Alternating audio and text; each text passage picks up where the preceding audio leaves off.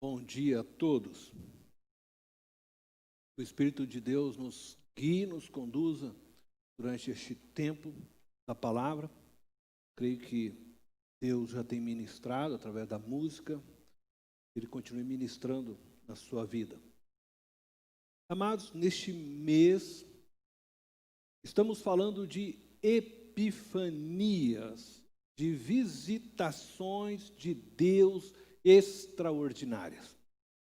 O nosso objetivo com esta série é que você se desperte a buscar experiências de epifanias com Deus.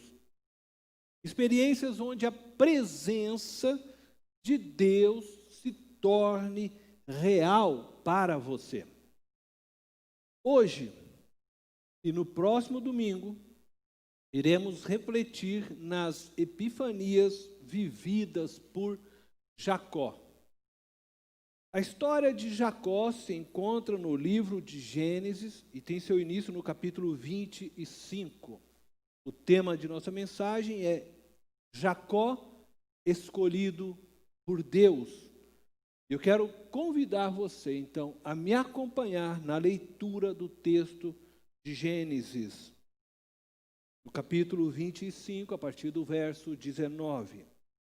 Diz assim: Esta é a história da família de Isaque, filho de Abraão. Abraão gerou Isaque, o qual, aos 40 anos, se casou com Rebeca, filha de Betuel, o arameu, de Padã Arã, e irmão de Labão, também arameu. Isaque orou ao Senhor em favor de sua mulher, porque era estéril. O Senhor respondeu à sua oração. E Rebeca, sua mulher, engravidou. Os meninos se empurravam dentro dela, pelo que disse: Por que está me acontecendo isso? Foi então consultar o Senhor. Disse-lhe o Senhor: 2 nações estão em seu ventre, já desde as suas entranhas. 2 povos se separarão. Um deles será mais forte que o outro, mas o mais velho servirá ao mais novo. Ao chegar a época de dar à luz, confirmou-se que havia gêmeos em seu ventre. O primeiro a sair era ruivo, e todo o seu corpo era como um manto de pelos. Por isso lhe deram o nome de Esaú. Depois saiu seu irmão, com a mão agarrada no calcanhar de Esaú, pelo que lhe deram o nome de Jacó. Tinha Isaque 60 anos de idade, quando Rebeca os deu à luz. Os meninos cresceram. Esaú tornou-se caçador, habilidoso, e vivia percorrendo os campos, ao passo que Jacó cuidava do rebanho e vivia nas tendas. Isaque preferia Esaú, porque gostava de comer de suas caças.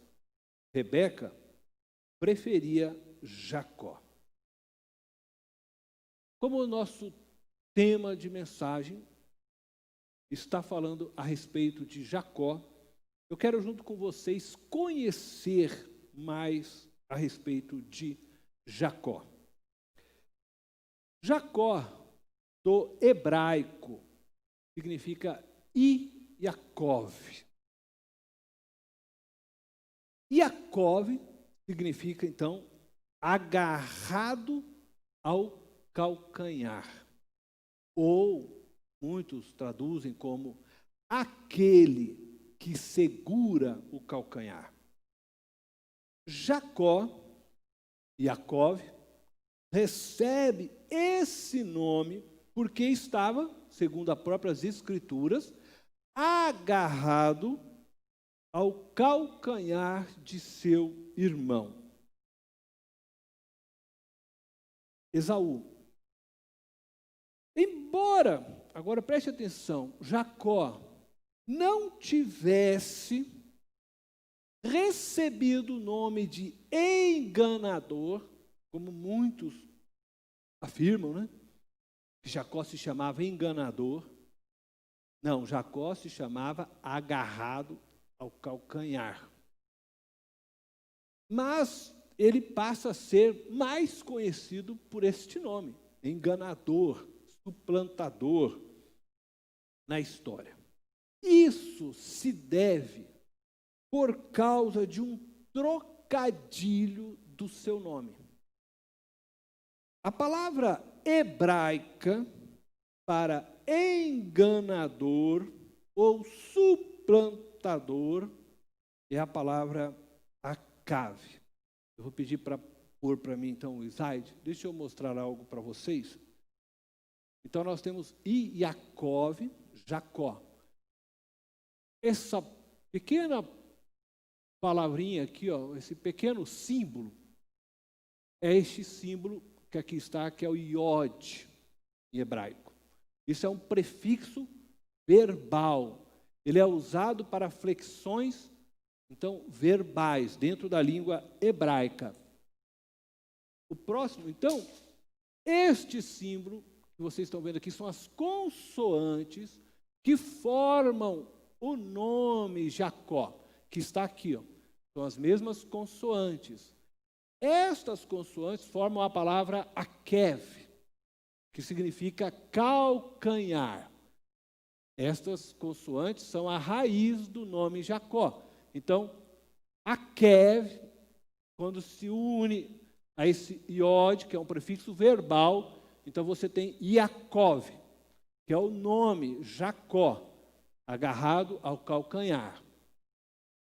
Mas a palavra Iaquev, que forma esse trocadilho, feito por Esaú, conforme a gente pode ler lá em Gênesis, no capítulo 27, no verso 36, onde Esaú usa desse trocadilho, ele diz assim: e disse Esaú, não é com razão que seu nome é Jacó, já é a segunda vez que ele me engana.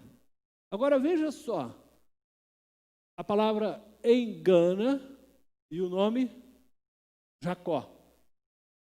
Você pode ver que é a mesma raiz. Então o que acontece? O que muda é a vogal. Então nós temos aqui, ó, a raiz do nome, que vem aquele calcanhar. Observa, é a mesma raiz que forma a palavra enganador. O que muda é a vogal. Contudo, no hebraico antigo, não se escreviam as vogais. Com isso, o Iacov poderia, então, ser lido e entendido aqui como o enganador. Então, embora não era o nome dado pelos pais, enganador, não pensa que Isaac, né, e Raquel olharam para aquela criança e falaram, vamos chamá-lo de enganador. Não, eles usaram, que, conforme a Bíblia, o fato de ele estar agarrado aos pés do irmão e deram esse nome para ele, mas é a mesma raiz da palavra. E aí, Esaú, que já havia sido enganado 2 vezes por seu irmão, faz o trocadilho. Não é por razão que ele se chama Jacó, que é a mesma raiz do nome e da palavra enganador. E a partir disso, eu acredito que todos têm chamado ele de enganador, não é? A vida de Jacó acaba sendo marcada pela característica de tentar suplantar, enganar o seu irmão. Ele está sempre tentando, parece que, dar um jeito de passar a rasteira no seu irmão mais velho.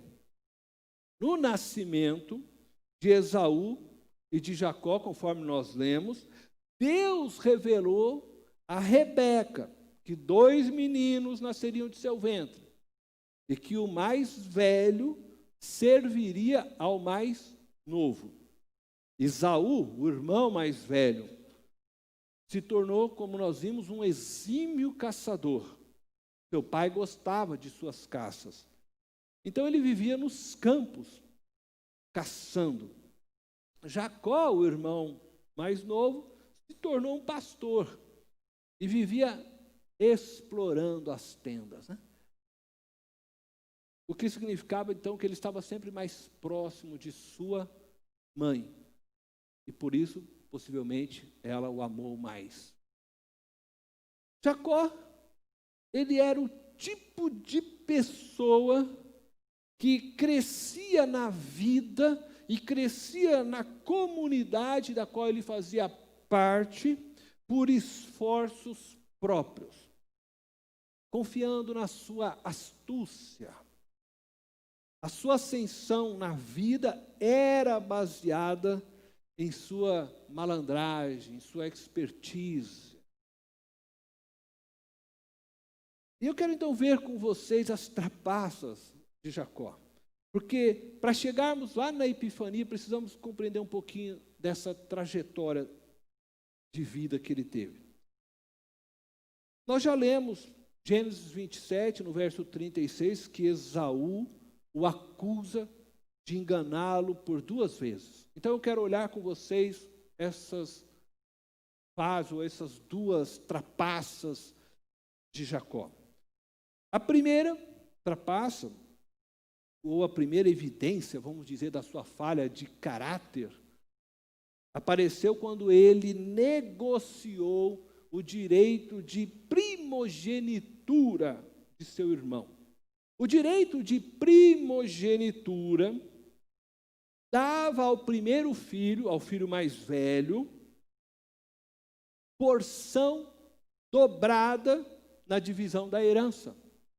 Isso significava que Esaú tinha direito a uma porção dobrada na herança com relação a ele, Jacó.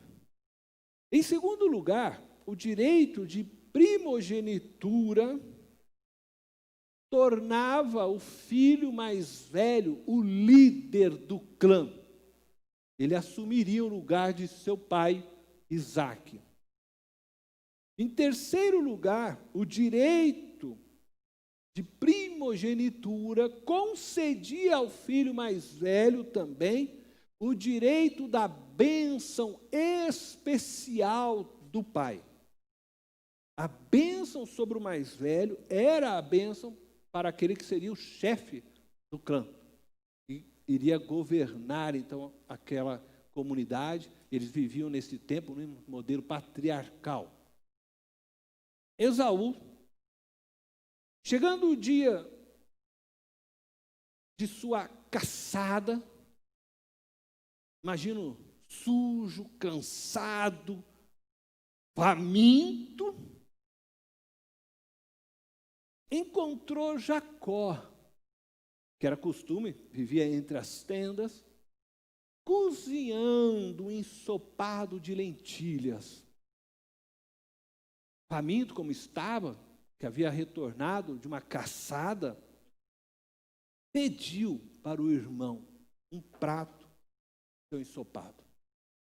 Jacó, aproveitando-se da fome de seu irmão,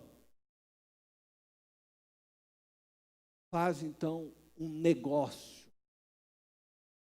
Jacó disse a Esaú: eu te dou um prato de lentilhas, se você me der o seu direito de primogenitura. Esaú, cheio de fome, não sabemos quanto tempo ele ficou caçando, cansado, exausto, não pensou 2 vezes e aceitou a proposta de Jacó. Jacó foi astuto e traiçoeiro com seu irmão. Ele esperou Esaú ter fome, se encontrar vulnerável para negociar com ele. Agora eu vou fazer uma pergunta para você. Eu quero que você seja sincero consigo mesmo. Não precisa responder, tá? Por favor, não precisa responder, não. Você já não agiu algum momento na sua vida como Jacó? Nós não somos muitas vezes como Jacó? Ou já não fomos, em algum momento de nossa história, como Jacó? Quantas vezes será que nós já não tentamos nos aproveitar da fraqueza de alguém? De um momento de dor, de desespero, vivido por alguém para fazermos um bom negócio. Muitos negociantes fazem bons negócios, seguindo o mesmo princípio de Jacó.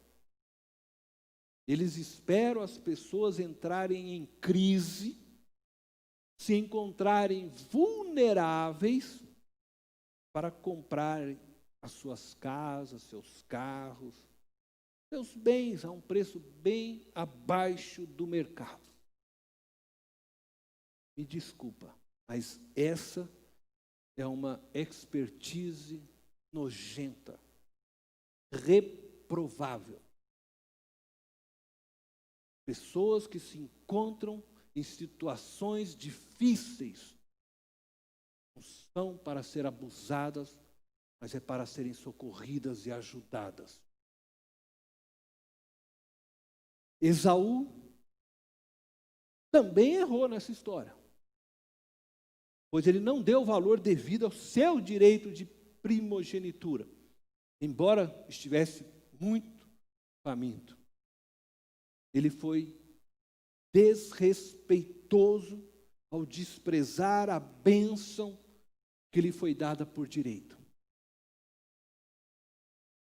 Eu volto a perguntar, porventura muitos de nós não agimos muitas vezes como Esaú?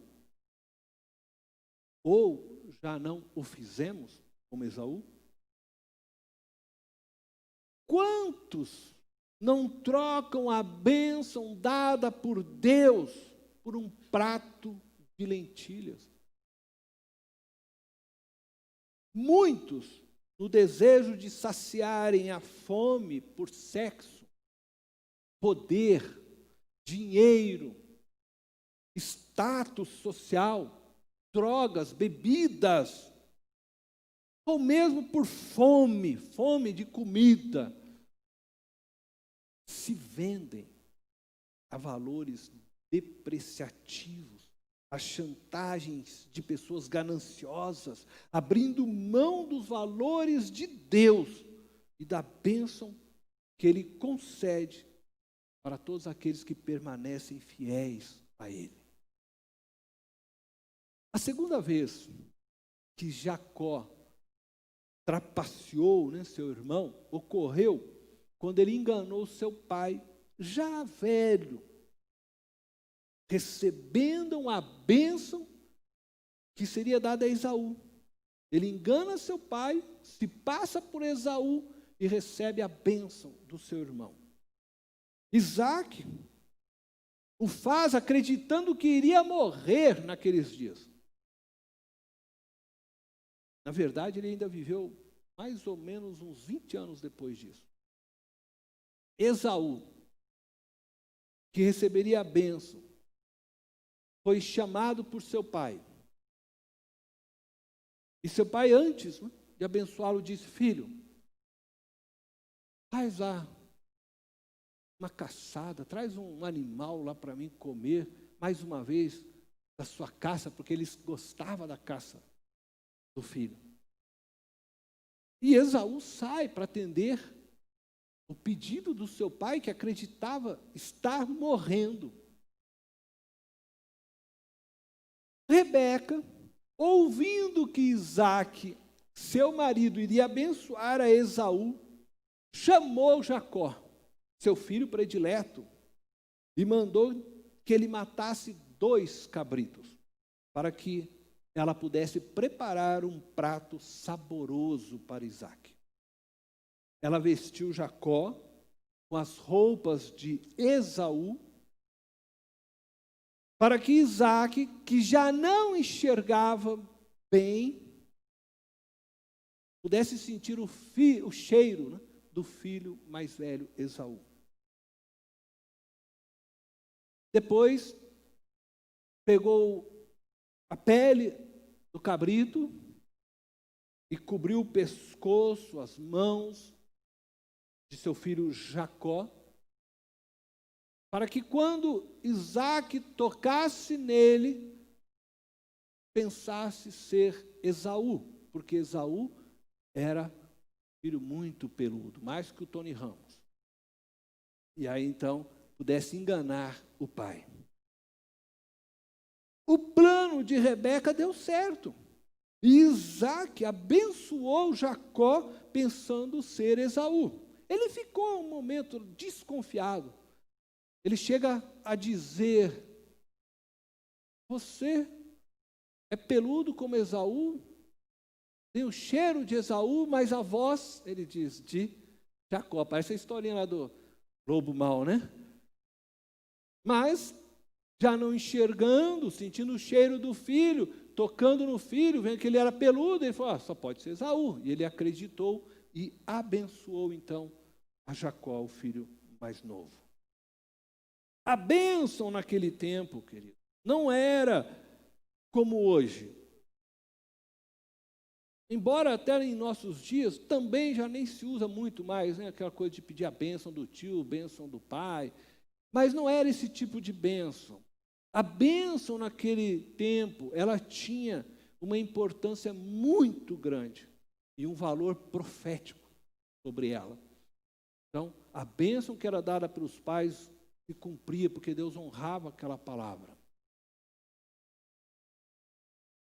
Eu acredito que nem preciso dizer para vocês que Rebeca também errou. Então veja, Jacó errou, Esaú errou, Rebeca também errou. Movido, possivelmente, pelo sentimento que tinha pelo filho e pela palavra profética que lhe havia sido dada na infância. Uma palavra que dizia que Deus iria abençoar o mais novo, ele seria o líder do clã, ele estaria sobre o mais velho.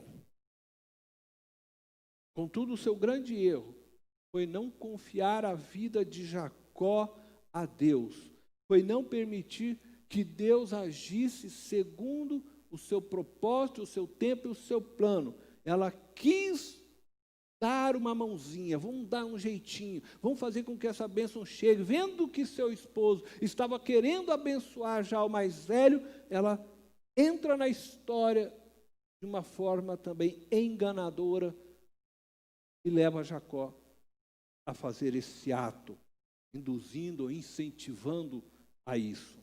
Ela erra junto com ele. E ela foi tão ousada, porque Jacó ainda chega a dizer assim: mãe, mas daí nós vamos enganar o pai, que agora ele não dá para o pai, quando era o irmão, né, mas o pai, né? E ela fala assim: ó, se houver qualquer coisa que recaia sobre mim a maldição. Ela chama para ela mesma tudo aquilo e fala: vai firme. E aí ele foi, né? Já que vai cair sobre a mãe mesmo, né?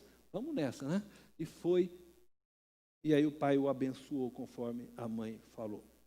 Muitas mães cometem o mesmo erro de Rebeca com seus filhos. Muitos pais também, né? Isso acontece quando muitas vezes nós, pais, tentamos fazer o trabalho que pertence a Deus. Quando nós queremos dar aquela ajudinha para Deus, sabe? E aí nós acabamos gerando problemas. Aconteceu com Sara, que tentou ajudar Deus.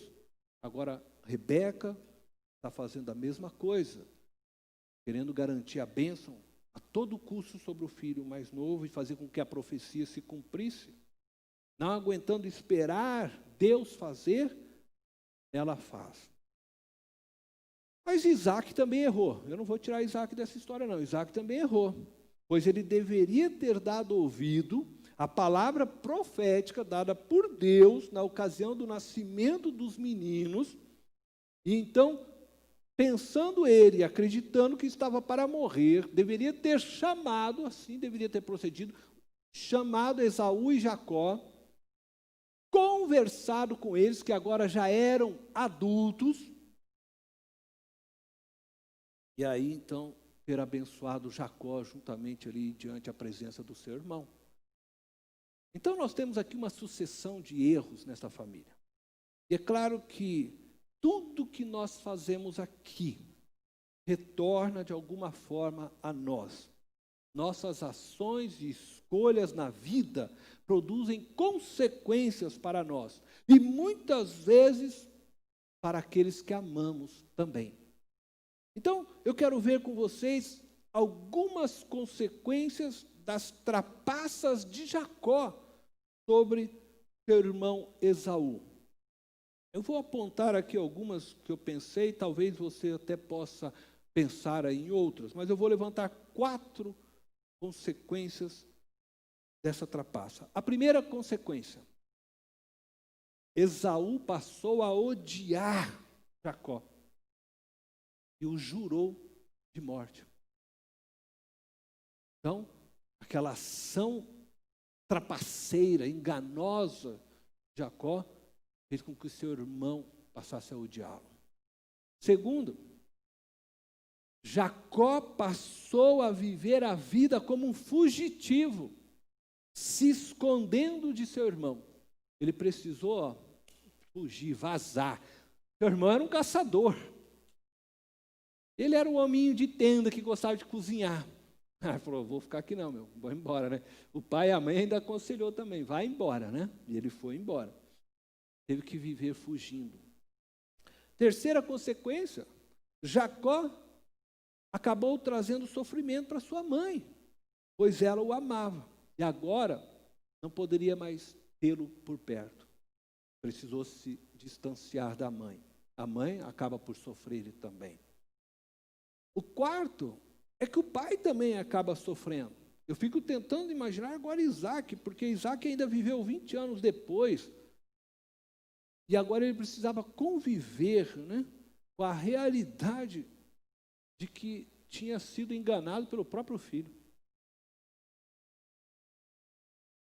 Todas as pessoas, preste atenção, todas as pessoas que vivem enganando alguém, que vivem se aproveitando dos momentos de vulnerabilidade de uma pessoa, ou ainda que vivem lucrando de uma fraqueza de alguém, acabará, cedo ou tarde, sofrendo as mesmas consequências vividas por Jacó. Certamente estas pessoas serão odiadas por aqueles que se sentiram enganados quando depositaram nelas sua confiança. É mais ou menos como você ir comprar uma casa e você confia no corretor e depois de você pagar tudo, você descobre que aquela casa não é sua. O que ele te vendeu foi uma trapaça. E você perde todo o seu dinheiro. Fala a verdade, você vai amar ele, né? Todas as pessoas que vivem enganando outros acabam sendo odiadas. Elas são odiadas por aqueles que em seus momentos de vulnerabilidade se sentiram então abusadas e usadas quando buscavam apoio e ajuda. Serão odiadas por todas as pessoas das quais elas obtiveram lucros diante a fraqueza e o momento de dor vivido por aquela pessoa. E isto, querido, eu quero dizer que vale para a área financeira, sentimental, profissional, familiar, espiritual. Não importa em qual área da vida a pessoa tenha se sentido enganada, ferida, lesada, este sentimento de ódio nascerá no coração desta pessoa e poderá crescer ao ponto de chegar como Esaú, desejar matar aquele que a enganou, que abusou dela. Mas eu acredito que o pior não é isto, não é você ser odiada. O pior para estas pessoas que enganam, que usam da fraqueza das pessoas, é que elas não só precisam viver se escondendo, se esquivando pelos cantos da cidade, do mundo, mas elas são agora, diante aos olhos de Deus, vergonha, abominação diante de Deus. Sabe por quê? Porque a cada oração de socorro, a cada clamor levantada pelas pessoas que elas enganaram, que abusaram, que se aproveitaram da fragilidade delas, colocará elas diante de Deus. Espero que você entenda o que eu estou dizendo. Se porventura eu enganar alguém, aproveito da fragilidade de alguém para me dar bem sobre esta pessoa, aí esta pessoa dobra os seus joelhos e ela vai orar a Deus diante do seu clamor, diante da sua dor, diante da sua tristeza, abatimento, ira, raiva, de tudo aquilo que pode ter tomado o seu coração, e aí ela se coloca diante de Deus para pedir socorro a Deus. Aí Deus ouve esta oração, e aí ele vê o Cornélio, o enganador. Você acha que Deus olha e fala: poxa, é meu filhinho querido, ah não, deixa assim quietinho. Ô Cornélio, Deus não é como as pessoas do mundo que tudo termina em pizza, não. Veja só o que diz o salmista, Salmos 72, do verso 12 ao 14, eu quero ler com vocês as palavras do Salmo. Diz assim: pois ele, o salmista, está se referindo profeticamente ao Rei Jesus. Diz assim: liberta os pobres que pedem socorro, os oprimidos que não têm quem os ajude. Ele se compadece dos fracos e dos pobres e os salva da morte. Ele os resgata da opressão e da violência, pois aos seus olhos a vida deles é preciosa.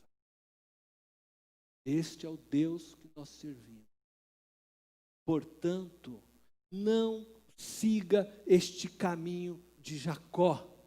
É caminho de dor e morte. Neste mundo presente. Este caminho fará com que você tenha que viver fugindo, se escondendo, pois o medo de ser acusado, confrontado, preso, ou mesmo assassinado por aqueles que te odeiam, estará sempre te assombrando. Mas digo também, é caminho de dor e morte eterna. Porque se você não se arrepender destes caminhos que tem andado, não mudar a rota da sua vida, você receberá o castigo destinado aos ímpios. Será lançado no fogo eterno, onde, segundo as Escrituras, só se ouvirá choro e ranger de dentes. Este lugar foi preparado para o diabo e para os seus anjos que com ele caíram. Ele não foi feito para você, não foi feito para mim. Deus não quer você lá. Mas se você não se arrepender e continuar produzindo obras do inferno, é lá o seu destino. Jesus não quer, eu digo novamente, que você vá para lá. Ele não quer. Por isso ele morreu na cruz por você, por mim. Creia. Creia nele, aceite o seu amor, confie em suas palavras e você terá vida eterna. Se você tem construído sua vida se beneficiando das fraquezas, da vulnerabilidade de outras pessoas, peça perdão a Deus e a estas pessoas. E comece então a agir como Jesus, andar como Jesus, viver como Jesus. Ajude as pessoas em suas fraquezas a se tornarem mais fortes. Ajude as pessoas a enxergarem o mundo melhor do que elas podem ver. Ajude as pessoas a andarem, mesmo quando elas já desistiram de andar. Ajude as pessoas a viverem. Jacó, com a bênção de seu pai e de sua mãe, precisa então fugir. E foge para a cidade de Harã, ou Padã Harã. Orientado por seus pais, ele vai para esta cidade, para a casa de seu tio, em busca de uma esposa. No caminho, nós vamos chegar agora na Epifania, Jacó dorme e é visitado por Deus. Ele tem então sua primeira epifania. Eu quero ler junto com vocês esta epifania que se encontra em Gênesis, capítulo 28, a partir do verso 11. Diz assim: chegando a determinado lugar, parou para pernoitar, porque o sol já se havia posto.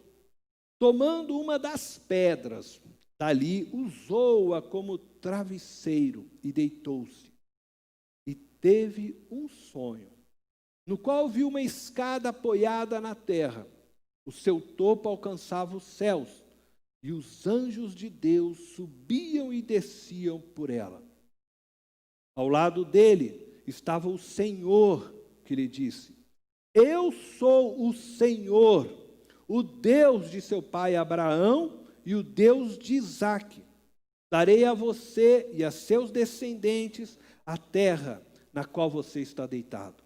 Seus descendentes serão como o pó da terra e se espalharão para o oeste e para o leste, para o norte e para o sul. Todos os povos da terra serão abençoados por meio de você e da sua descendência. Estou com você e cuidarei de você, aonde quer que vá, e eu o trarei de volta a esta terra. Não o deixarei, enquanto não fizer o que lhe prometi. Quando Jacó acordou do sono, disse: sem dúvida, o Senhor está neste lugar, mas eu não sabia. Esta é uma experiência de epifania, uma visitação extraordinária de Deus, na qual Jacó então percebe a presença real de Deus naquele lugar. Vamos destacar aqui algumas lições desta epifania, vivida então por Jacó. A primeira lição: Deus se apresenta a Jacó. É interessante isso. Deus se apresenta como Deus de seu avô e de seu pai. Jacó ainda não conhecia a Deus. Possivelmente, e acredito que sim, ele já tinha ouvido sobre Deus e as suas promessas feitas ao seu avô Abraão e que foram depois transferidas ao seu pai Isaque. Contudo, pela vida de Jacó, um enganador, trapaceiro, Podemos dizer que Deus ainda não tinha para ele valor algum. Ele confiava nos seus próprios meios, nos seus métodos, nada justos, mas ele confiava nos seus métodos, acreditava no seu próprio potencial. Então, Deus nada representava para ele, neste momento de sua vida. Jacó vivia por conta, tomava suas decisões baseadas em seus valores. Este era Jacó. Ele era, em outras palavras, neto de crente, filho de crente, mas não tinha intimidade com Deus. Jacó vivia uma relação distante com o Deus de seus pais, Abraão e Isaque. Entretanto, ele desfrutava da bênção do Deus de seus pais. Contudo, querido, ser filho de crente não o torna crente.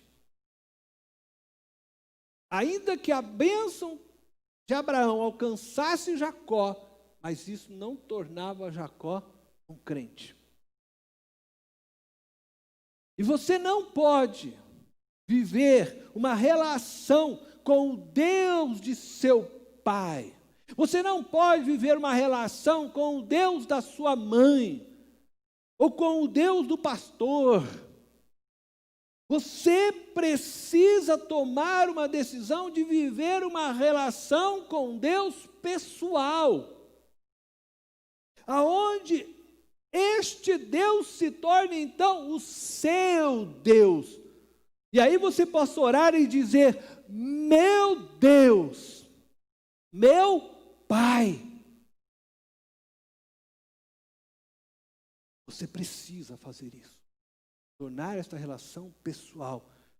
Aceitar Jesus Cristo como Senhor da sua vida, o seu Deus. Não ficar orando, falar: ó Deus de papai, ó Deus da mamãe. Não, Senhor meu Deus, eu me prostro porque eu te reconheço como Deus da minha vida também. O Senhor foi Deus de Abraão, foi Deus de Isaque, mas o Senhor é meu Deus agora também.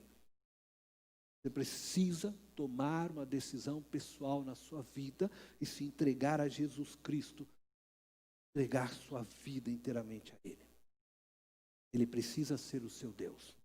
A segunda lição: Deus transfere para Jacó a promessa feita a Abraão e a Isaque. Jacó herdou a promessa que foi dada ao seu avô e ao seu pai.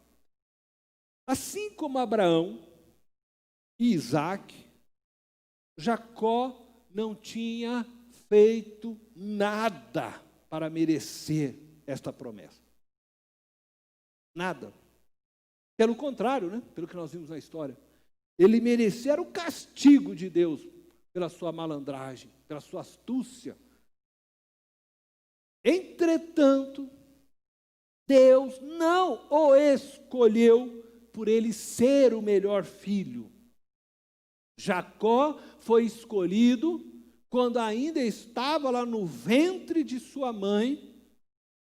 Deus o escolheu por sua graça e fidelidade à promessa que havia feito a Abraão e a Isaque.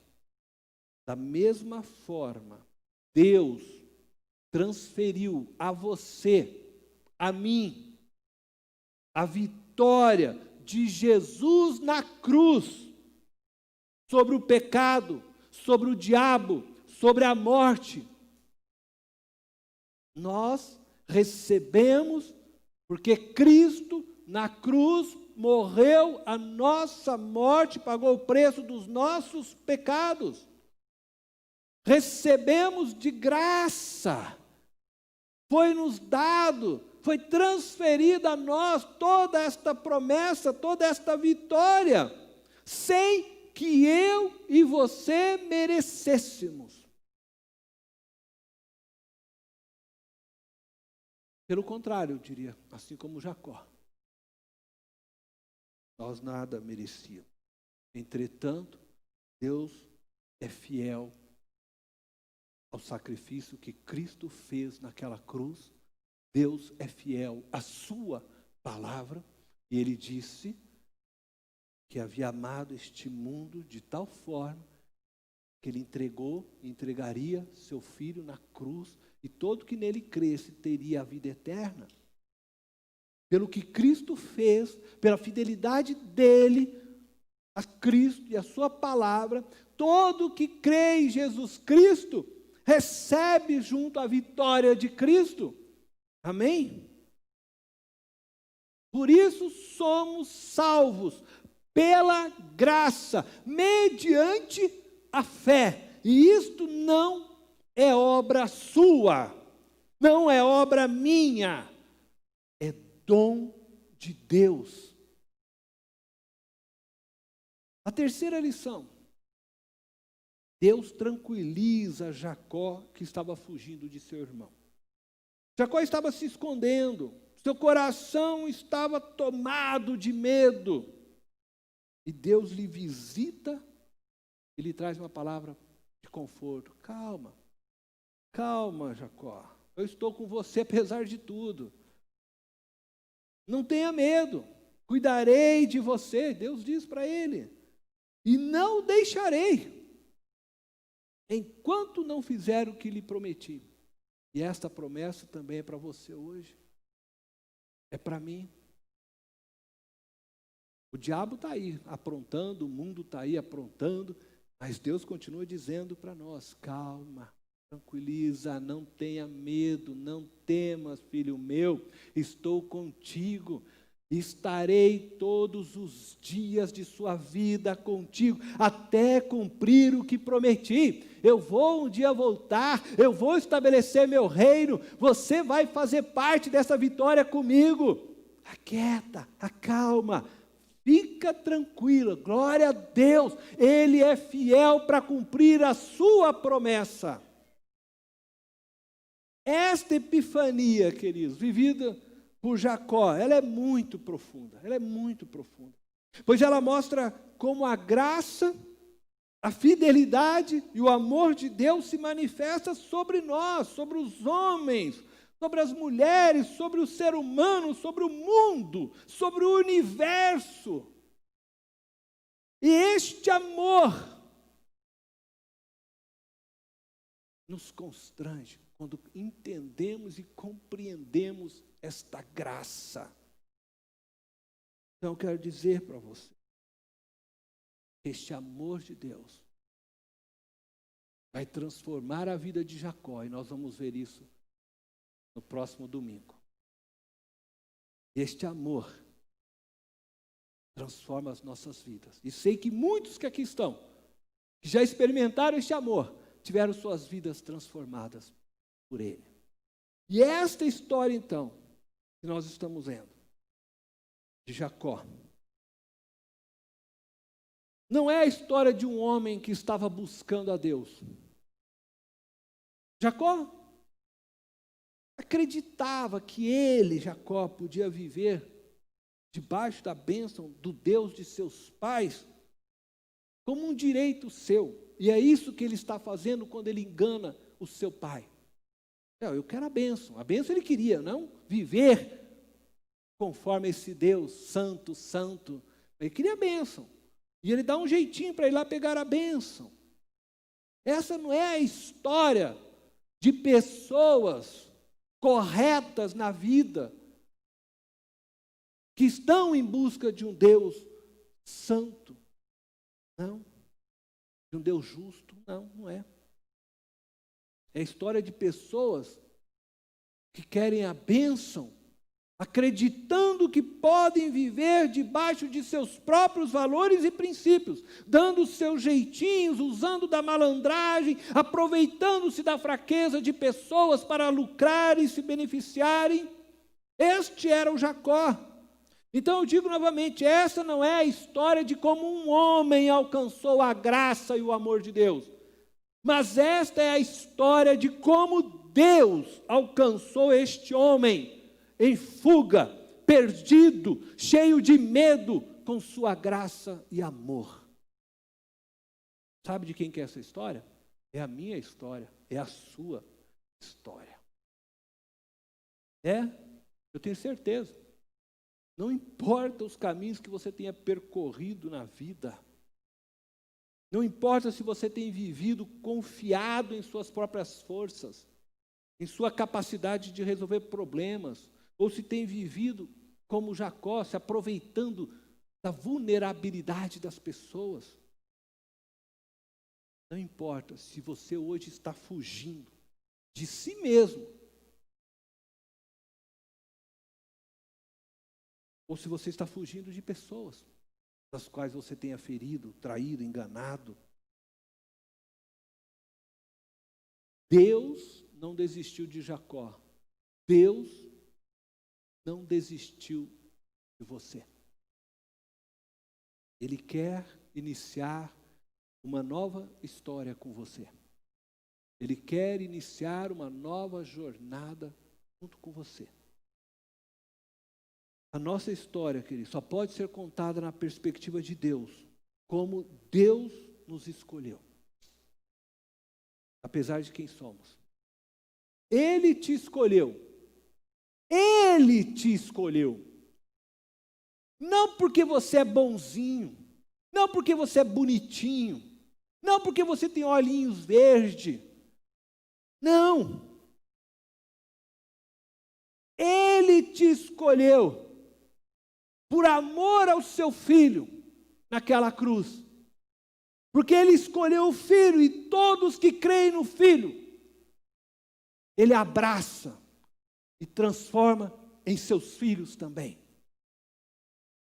Deus te escolheu antes de você nascer, antes de você ser gerado pelos seus pais, antes de saber se você teria nariz grande ou não, antes de saber se teria orelha grande ou não, antes de saber se você teria um cabeção ou não, se você era baiano, cearense, mineiro, paranaense, paulista, carioca, Deus te escolheu antes de tudo, em Cristo, para que você fosse em Cristo adotado como filho.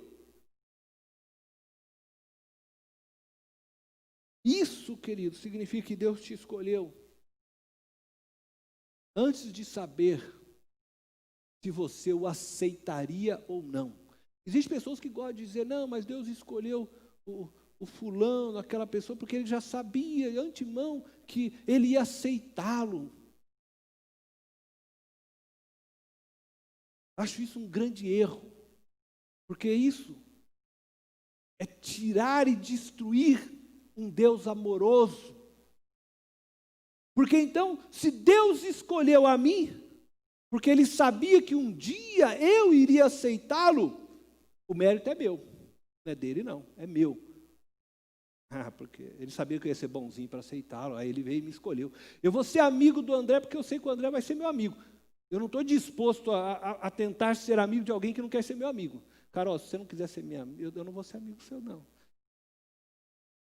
Deus, diz a palavra, amou até o fim a todo ser humano. E a Bíblia diz que a vontade dele é que todos cheguem ao pleno conhecimento da verdade. Ele quer salvar todas as vidas. Por isso não existe mérito algum de nossa parte nessa história. E se eu acreditar que Deus escolheu alguém porque Ele sabia que aquela pessoa iria aceitá-lo, eu não só estou dizendo que o mérito é daquele que iria aceitá-lo, como eu estou dizendo que Deus não é um Deus de misericórdia, um Deus de compaixão, um Deus que é capaz de acreditar na mudança de alguém. Não. Jesus amou Judas até o fim. João 13 diz, até o fim, Ele amou até o fim. Cada um, Ele amou até o fim. O homem estava batendo o martelo e pregando as mãos de Jesus. E Jesus estava ali dando a vida para aquele homem que estava batendo aquele martelo e pregando as suas mãos. Deus amou a todos, nos escolheu, não pelo que fazemos, não pelo que somos, não por mérito algum da nossa parte. mas pela sua fidelidade, que antes da fundação do mundo Ele escolheu o seu Filho, e no seu Filho Ele disse: todos que nele crê terão vida eterna. Todos que nele crê terão vida eterna. Todos que nele crê terão a vida eterna. Porquanto Deus amou o mundo, que Deus enviou o seu Filho unigênito, para que todo que nele crê tenha a vida eterna. Amém? Efésios capítulo 1, verso 4 e 5, nós estamos terminando, diz assim: porque Deus nos escolheu nele, Jesus, nele se refere a Jesus, antes da criação do mundo, para sermos santos e irrepreensíveis em sua presença. Em amor nos predestinou para sermos adotados como filhos, por meio de Jesus Cristo, conforme o bom propósito da sua vontade. Oh, glória, nós somos predestinados para sermos adotados em Cristo como filhos. Deus quis e Deus te escolheu antes de você existir.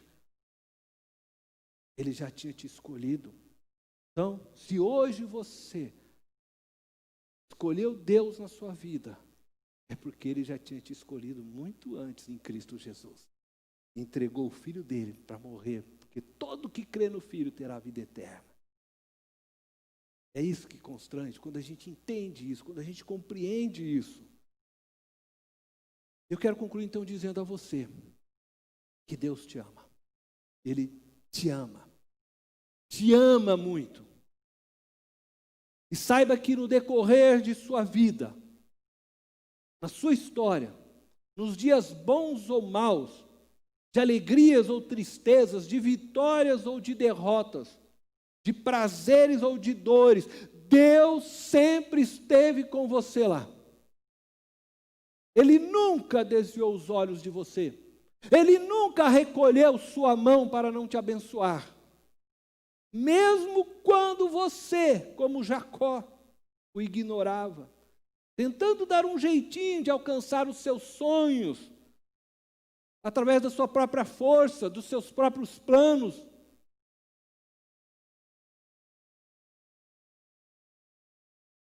Deus nunca deixou de amá-lo.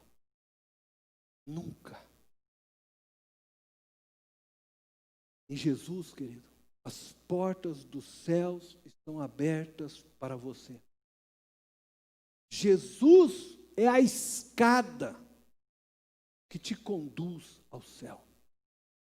Ele é a graça do Pai manifesta aos homens. Ele é a epifania que torna Deus Pai visível a todos nós. Ele é o seu, o meu, o nosso Deus, o nosso Redentor, o nosso Salvador. E não importa se você está fugindo de si mesmo ou de outros, se está se escondendo por medo ou por culpa, Jesus hoje te chama para confiar nele e se lançar em fé nos seus braços. Nele você encontra perdão. Ele te ama e quer escrever uma nova história com você, nas páginas de sua vida que ainda estão em branco. Entregue as páginas de sua vida que ainda não foram escritas a Ele. Entrega. Assina estas páginas em branco, com fé, e entrega ao Senhor. Aqui está, Senhor. Escreva a história que o Senhor quer na minha vida. Eu confio, o Senhor é o meu Deus. Feche os teus olhos. Deus eterno, poderoso, damos graças, porque o Senhor não só é o Deus de Abraão, de Isaac e Jacó, é o nosso Deus. Te damos graças porque Jesus nos ensinou a olhar para Ti, a orar e podermos entrar na Tua presença e chamá-lo de Pai.